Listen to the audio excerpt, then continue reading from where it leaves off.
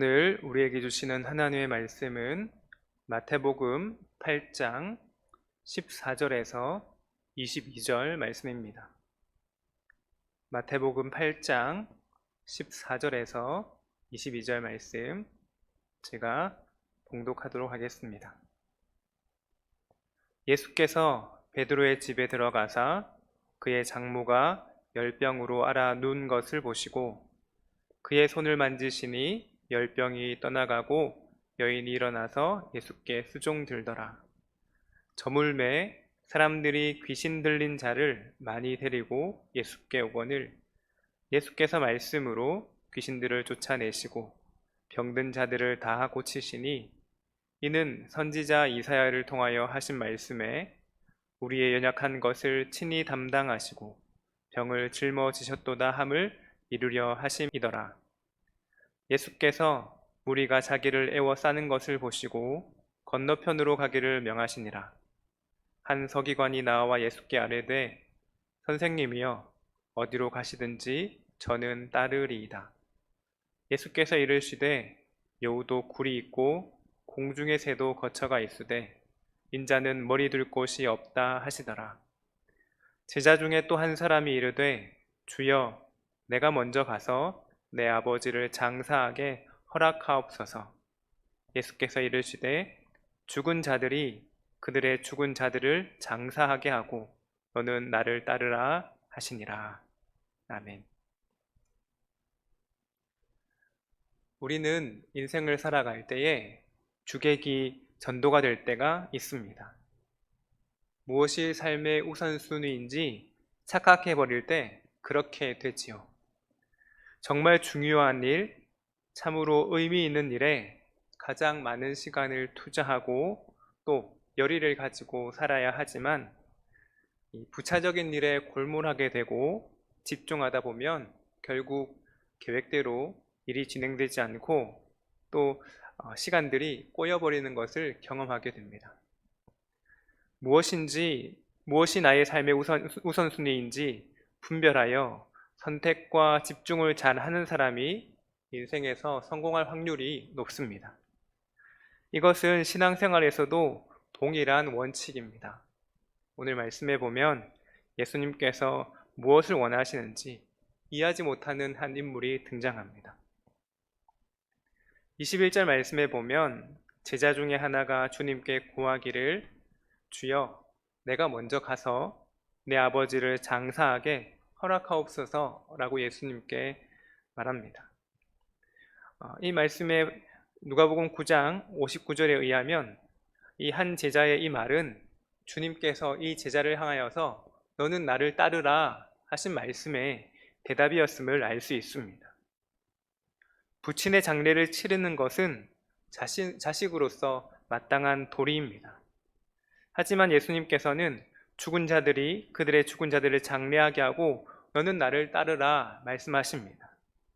그러니까 주님께서는 모든 것을 접어두고 무엇보다 자신을 따를 것을 요구하고 계신 것입니다.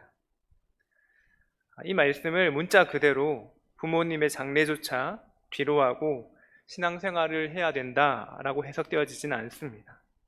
하지만 주님을 따른다는 것이 그만큼 큰 결단이 필요하다는 것은 분명한 것이죠.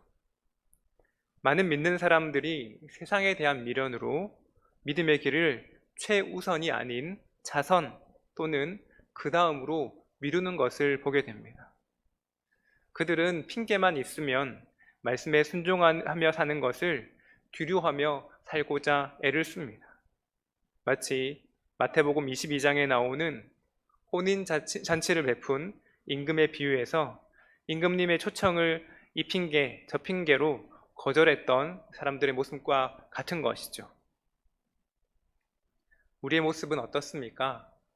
오늘도 너무 바빠서 좀 더 나중에 라고 외치며 순종의 길을 걷는 것을 뒤로 미루고 있지는 않습니까?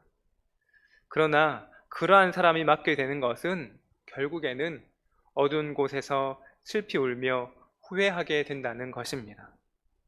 그러므로 신앙의 길은 차선이 아니라 최우선의 길임을 명심하고 기회가 주어진 지금 주님의 부르심에 응답하며 순종의 길, 헌신의 길을 걸어갈 수 있기를 소망합니다.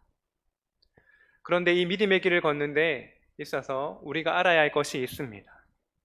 19절에 나오는 한 서기관과 같이 자신의 안위와 세상의 성공을 위해서 선생님이여 어디로 가시든지 저는 따르리이다 라고 고백해서는 안 된다는 것입니다.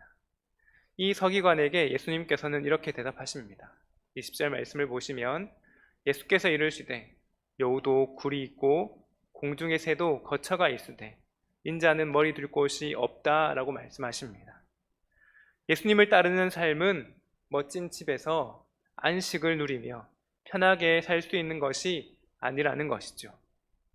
하지만 우리가 주님의 말씀에 순종하며 살아갈 때, 그의 믿음의 길을 걸어갈 때 이 베드로의 장모와 또 많은 병든 자들을 고쳐주신 것처럼 우리 예수님께서는 우리의 연약함을 친히 담당하여 주시고 또 우리의 필요를 채워주시며 하나님의 나라의 백성으로 온전히 살아갈 수 있도록 도와주실 것입니다. 우리는 날마다 선택의 기로에 서 있습니다.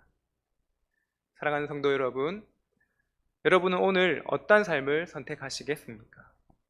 어떠한 삶을 최우선으로 선택하시겠습니까? 우리가 주님을 따르는 것을 최우선으로 선택하며 살아갈 때 우리 주님께서는 우리의 연약함을 친히 담당하여 주시고 이 땅에서 하나님의 나라의 백성으로 온전히 살아가게 해주실 줄 믿습니다. 오늘 하루 그렇게 주님을 따르는 저와 여러분이 되기를 간절히 축원합니다. 기도하겠습니다. 좋으신 하나님 감사합니다. 오늘 우리의 삶이 하나님의 말씀에 순종하는 것에 최우선 순위를 두고 주님의 뜻을 이루며 살아가는 하루가 되기를 소망합니다. 세상의 유혹과 시험에 넘어지지 않고 이길 수 있는 힘을 주시고 무엇보다 주님을 따르는 것에 최선을 다할 수 있도록 인도하여 주시옵소서. 특별히 교회에 많은 환우들이 있습니다.